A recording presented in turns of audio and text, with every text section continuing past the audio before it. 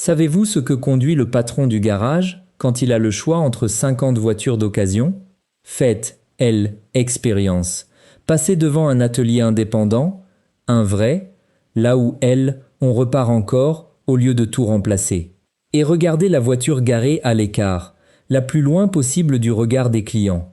Derrière le portail, vous verrez une Citroën Berlingo grise avec 280 000 km au compteur, une Toyota Yaris Verso dont personne ne veut, un Fiat Multipla Assume, avec des reflets de peinture crayonne. Les voitures que tout le monde pointe du doigt sont exactement celles que les mécaniciens gardent pour eux. La laideur fait baisser les prix. La fiabilité, elle, ne regarde pas les apparences. Aujourd'hui, je vous donne la liste que les garagistes se passent entre eux. 7 voitures moches à moins de 5 000 € que les mécaniciens recommandent en secret. Je dois être honnête avec vous tout de suite. La laideur ne garantit rien sur le plan mécanique. Il existe des voitures moches et mauvaises, et il en existe beaucoup. Des voitures laides de l'extérieur et de l'intérieur du moteur. Mais il existe un croisement très précis. La voiture qui a été dessinée sans aucune ambition esthétique, construite pour travailler, et dont personne ne veut par honte. Cette voiture-là se vend avec une remise énorme, alors que sa mécanique vaut celle de modèles beaucoup plus chers. Le look N a jamais fait tourner un moteur. Et c'est là le secret que les mécaniciens connaissent depuis toujours. Pendant 30 ans, j'y ai tenu un garage dans le Val-de-Marne. J'ai vu les voitures que mes collègues achetaient vraiment, avec leur argent, pour leur famille. Aucun mécanicien ne conduit une allemande récente à crédit. C'est une illusion de salon de coiffure. Les mécaniciens conduisent des voitures qu'ils peuvent réparer eux-mêmes le samedi matin pour 3 fois rien. Des voitures simples, connues, dont ils prévoient les pannes avant qu'elles arrivent. Ce que je vais vous présenter, ce n'est pas une liste de rêves. C'est la liste des voitures du parking prive des ateliers. Et cette liste-là, personne ne vous la donnera jamais en concession. Le marché automobile vend de l'image. Vous payez le design 2 fois, une fois à l'achat, quand le prix de la belle carrosserie est inclus dans la facture, et une seconde fois à la revente, quand vous perdez moins d'argent parce que la voiture plaît encore. À l'inverse, la laideur est punie par le marché, bien au-delà de ce qu'elle coûte réellement. Une voiture retirée du désir des acheteurs perd 20% de plus que sa mécanique ne le justifie. Cette différence, c'est de l'argent que quelqu'un va ramasser, autant que ce soit vous. Les concessions Hénin ont aucun intérêt à vous pousser vers ces modèles. Ils ne génèrent ni financement, ni reprise élégante, ni fierté à la livraison, alors elles vous orientent vers autre chose. Tant mieux, le discount restera pour ceux qui savent. Avant le compte à rebours, une définition. Une voiture d'occasion pas chère et pas chère pour l'homme, une de 3 raisons. L'âge qui use réellement la mécanique, la marque qui ne change rien aux organes, ou le style qui n'a strictement aucune influence sur la fiabilité. Quand vous achetez une voiture laide, vous éliminez la taxe du regard des autres. Vous payez la mécanique, la structure, la sécurité et rien d'autre. Et retenez ceci. Une voiture increvable, c'est une voiture dont la panne coûte 40 € et se repart dans n'importe quel village. Cette phrase la vaut plus que tous les essais de la presse spécialisée. Maintenant, le compte à rebours. Numéro 7. La Suzuki Wagon R+, 1998 à 2007. Un frigo sur roue. Une voiture aussi carrée qu'une cabine de jardin, avec des vitres partout et un physique conçu par des ingénieurs qui n'avaient aucune considération pour le regard des autres. Le résultat, à l'intérieur, est une piste à vivre sur roue. On s'y assoit droit, on voit tout, on se gare n'importe où. Et sous le capot, le 1.3 essence japonais est increvable. Chaîne de distribution, jamais de courroie à changer, pas de turbo, pas de double embrayage. Ces moteurs tournent 200 000 km en ne demandant que de l'huile et des bougies. Et la consommation reste autour de 5 litres et demi au 100. Vous la trouvez entre 1 500 et 2 000 €. C'est la voiture parfaite pour un jeune permis, une seconde voiture, ou quelqu'un qui veut juste se déplacer sans jamais penser à son garagiste. Elle ne fera jamais tourner les têtes et elle ne vous laissera jamais à pied. Numéro 6. La Nissan Almera deuxième génération, 2000 à 2006. Elle, Almera, a été dessinée par un comité entier qui avait reçu l'interdiction formelle de surprendre quiconque. C est une voiture sans une seule ligne, sans un seul detail, sans un seul souvenir. Vous en avez croisé des milliers sans jamais en remarquer une. C'est exactement pour cela qu'elle vaut 3 fois rien.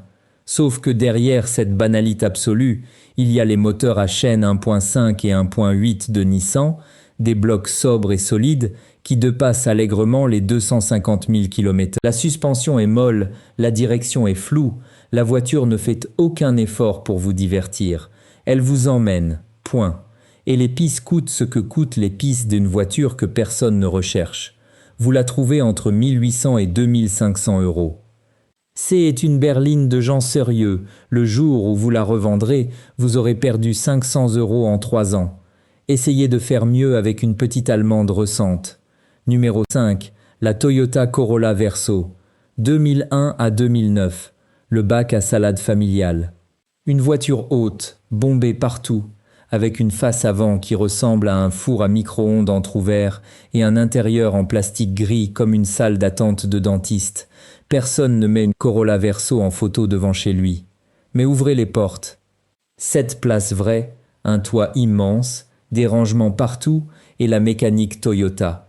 Prenez le 2 litres D4D diesel, le moteur des Corolla et des Avensis de taxi, avec une longévité de 300 000 km, reconnue partout en Europe.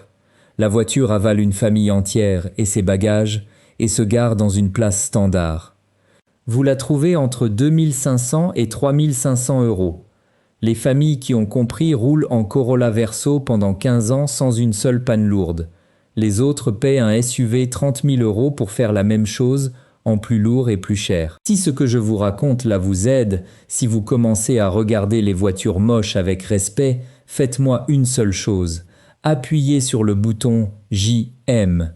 Ça ne me coûte rien, ça ne vous coûte rien, et qu'à permet à des autres personnes de voir cette vidéo avant de signer un crédit inutile. On continue. Numéro 4. La Citroën Berlingo et son cousin, la Peugeot Partner. 1996 à 2008. Une boîte à chaussures sur roues, moche, avec une honnêteté totale, assumée dès le premier croquis. Mais c'est la voiture la plus travailleuse de France. Des centaines de milliers d'artisans, de peintres, de jardiniers et de maires de campagne en ont usé des exemplaires entiers. Le 1.9 diesel sans turbo est le moteur le plus simple de toute la production moderne. 8 soupapes, injection indirecte, rien qui ne puisse tomber en panne. Ces moteurs vivent 400 000 km en chargeant du ciment et en tractant des remorques. Alors imaginez ce qu'ils font dans une famille qui ne charge que des courses et des poussettes. Les pièces existent en quantité industrielle et les réparations coûtent le prix d'une pizza. Vous la trouvez entre 2000 et 3000 euros. C'est la voiture que les mécaniciens mettent entre les mains de leurs enfants. Il n'y a pas de meilleur certificat de fiabilité au monde. Numéro 3. La Renault Kangoo Premier Generation, 1997 à 2008. La voiture des facteurs de France. Une silhouette de grange roulante, un visage penaud, une allure de charrette. Personne ne rêve d'un Kangoo, sauf ceux qui en ont eu un, parce que sous ce capot rondouillard, le 1.9 diesel est le cousin du moteur des fourgonnettes qui ont livré la France entière pendant 20 ans. C'est de la mécanique de tracteur, changer l'huile, resserrer ce qui se dessert et le moteur dure. La position de conduite est haute, le volume de chargement avale un réfrigérateur debout et les pièces se trouvent dans toutes les cases du pays pour quelques dizaines d'euros. Vous le trouvez entre 1800 et 2800 euros. Un seul point de vigilance, la rouille sur le haillon et les bas de caisse. Prenez un exemplaire du Sud et vous aurez la voiture la moins chère à vivre de ce classement. Numéro 2. La Toyota Yaris Verso, 1999 à 2005. La chaussure, c'est le surnom que toute la France lui adonne, et il les mérite. Une voiture aussi proportionnée qu'une tongue, oubliée sur une plage. Mais ouvrez le haillon. Le coffre est plus grand que celui de nombreuses berlines. La banquette se replie dans le plancher et vous pouvez y coucher un enfant. Sous le capot, le 1.3 essence à chaîne et le moteur de la Yaris ordinaire, reconnu comme un des plus fiables jamais produits. 250 000 km sans rien d'autre que l'entretien. C'est la norme.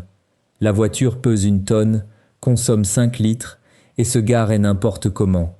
Vous la trouvez entre 2500 et 3500 euros. Et un detail qui a son importance. Au Japon, où elle s'appelait Fun Cargo, elle est devenue un objet de culte, et les beaux exemplaires remontent en prix. Ce sera la prochaine petite Toyota de collection. Vous êtes prévenus. Numéro 1. Le Fiat Multipla. 1998 à 2010. Et là, on arrive au sommet. Le Multipla a été élu plusieurs fois la voiture la plus laide du monde par la presse anglaise. Ses 3 projecteurs superposent sous une bulle de cockpit, sa bosse avant bizarre, ses proportions de canapé de transport, tout concourait au titre. Les gens se moquaient, Fiat a fini par redessiner la face avant et personne n'a oublié. Résultat, des prix ridicules. Sauf que sous cette carrosserie diffamée, il y a une invention géniale et un moteur de légende. 6 vraies places sur 2 rangées, avec 3 sièges à l'avant, dans une voiture plus courte qu'une petite citadine moderne. Aucune voiture récente ne propose cela. Et le 1.9 JTD diesel est un moteur qui dépasse les 400 000 km avec une régularité de moteur marin. Un entretien classique, des pistes restées bon marche et une robustesse structurelle que le design a masquée pendant 20 ans. Vous le trouvez entre 2000 et 3500 euros. Et en ce moment même, un mouvement inverse commence. Les jeunes familles et les collectionneurs découvrent les 6 places, excentricité assumée, et ce moment unique de l'histoire du design. Les beaux exemplaires trouvent preneur de plus en plus vite. La voiture la plus moche de l'histoire de l'automobile et peut être, en ce moment, la meilleure affaire de l'occasion française. Les mécaniciens le savent depuis 20 ans. Maintenant, vous le savez aussi. Alors voilà le résumé, la Wagon R Plus à 1500 euros, Almera autour de 2000, la Corolla Verso autour de 3000, le Berlingo et le Partner entre 2 et 3000, le Kangoo autour de 2000, la Yaris Verso autour de 3000. Et le Multipla entre 2 et 3500, la voiture qui vaudra le double quand la mode tournera, 7 voitures moches, 7 mécaniques increvables et une seule loi. La laideur est la seule remise que le marché vous offre sans rien demander en échange, ne signez jamais un crédit pour une silhouette. Vérifiez le carnet, comptez les propriétaires, écoutez le moteur au ralenti et mettez l'orgueil dans la poche. La prochaine fois que vous passez devant un atelier indépendant, regardez la voiture garée à l'écart, derrière le portail. Celle que personne ne regarde. C'est presque toujours celle du patron. Maintenant, vous savez pourquoi.